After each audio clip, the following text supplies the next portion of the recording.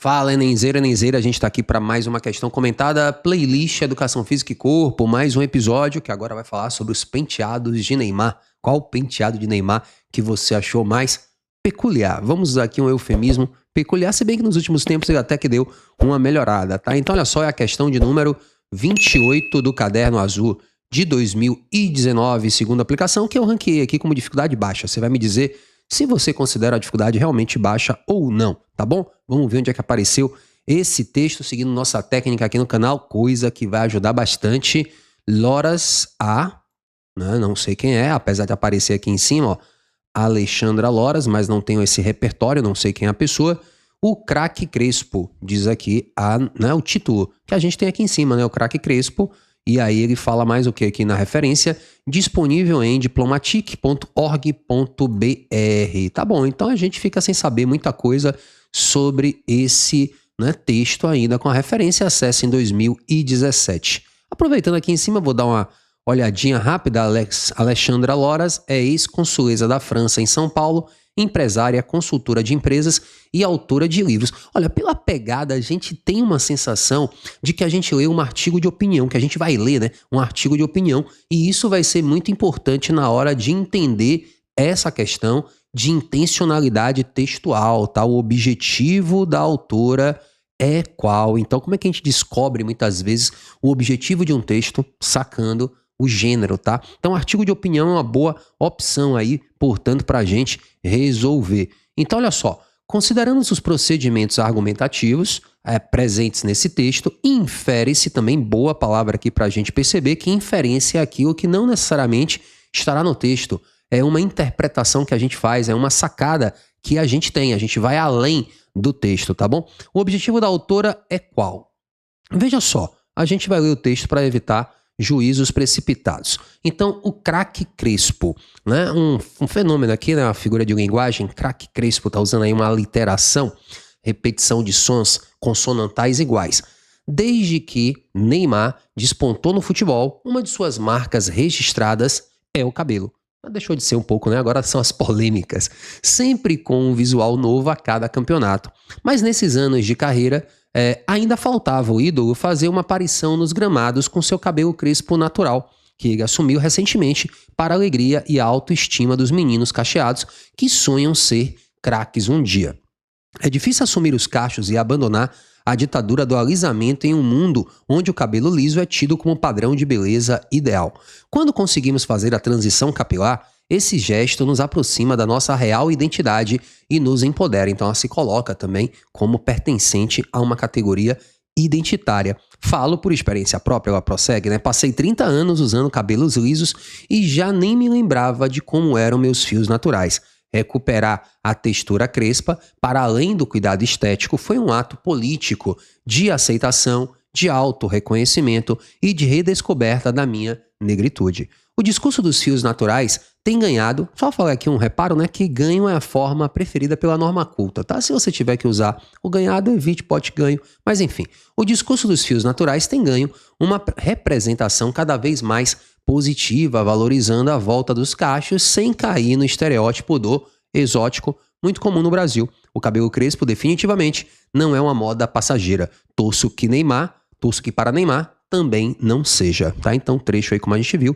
o texto, né, da Alexandra Loras. Então, considerando os procedimentos argumentativos, então quais são os procedimentos argumentativos que a gente vê aí, por exemplo, a exemplificação com Neymar, o próprio relato, né? São procedimentos argumentativos para construir a tese principal do texto, que é o quê? Valorização identitária, né? Existe aí uma ideia de que o cabelo é um traço identitário que deve estar presente. Tanto que isso até me levou, originalmente, a colocar essa questão no livro, não na playlist de Educação Física e Corpo. Ó. Ela está aqui com o número 38, porque na edição de 2022, essa questão apareceu na interpretação textual, uma questão de interpretação de texto, tá? Então ela trabalha aí com o jogador como um exemplo, assim como ela também traz o exemplo dela, construindo a tese, a argumentação sobre uma identidade que é resgatada tanto pelo Neymar como também por ela, voz textual. Então, considerando os procedimentos argumentativos presentes nesse texto,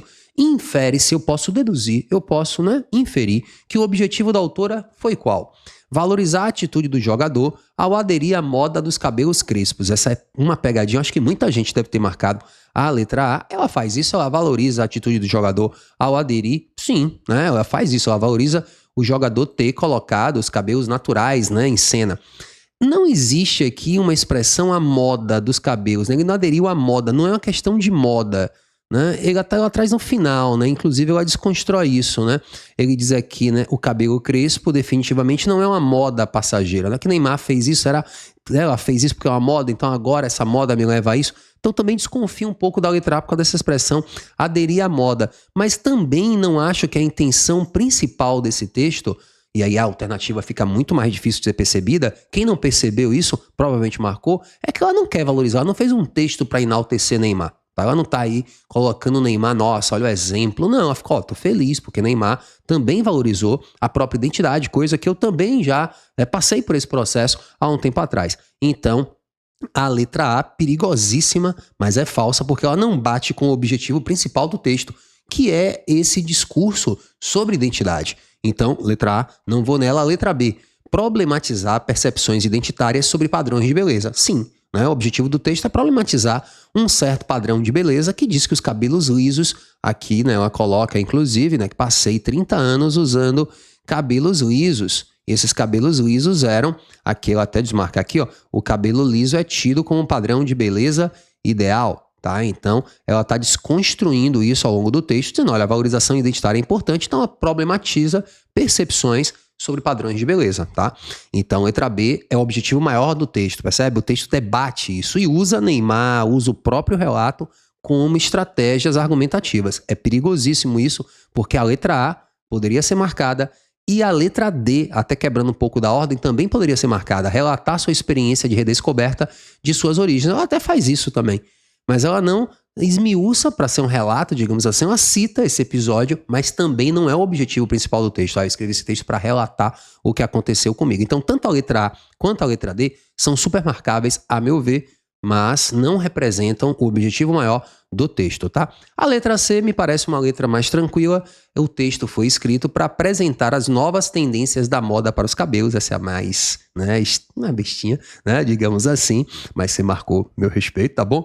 E letra E, evidenciar a influência dos ídolos sobre as crianças.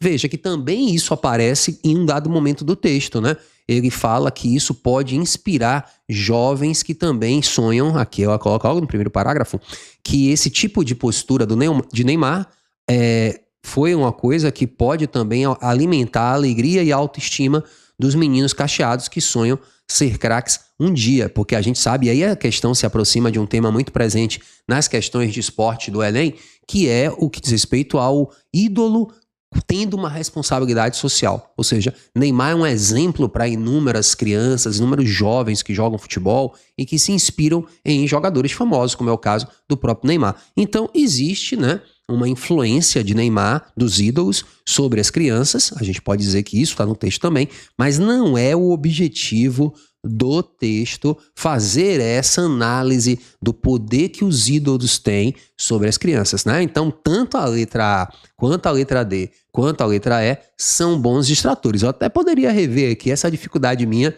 baixa, Porque eu acho que muita gente vai se atrapalhar com essas três letras, As letras A, D e E, mas o gabarito é letra B de bola, tá bom? Então, se você não conhecia o canal, fica aqui mais um vídeo nosso, se inscreve, acompanha aqui sempre nossas correções, e eu te convido agora, já que a gente estava falando de identidade, para saber sobre as línguas indígenas, uma coisa muito importante na construção do patrimônio linguístico identitário nacional. O vídeo já está aparecendo aqui do lado, é só clicar que a gente se encontra em um minutinho. Valeu!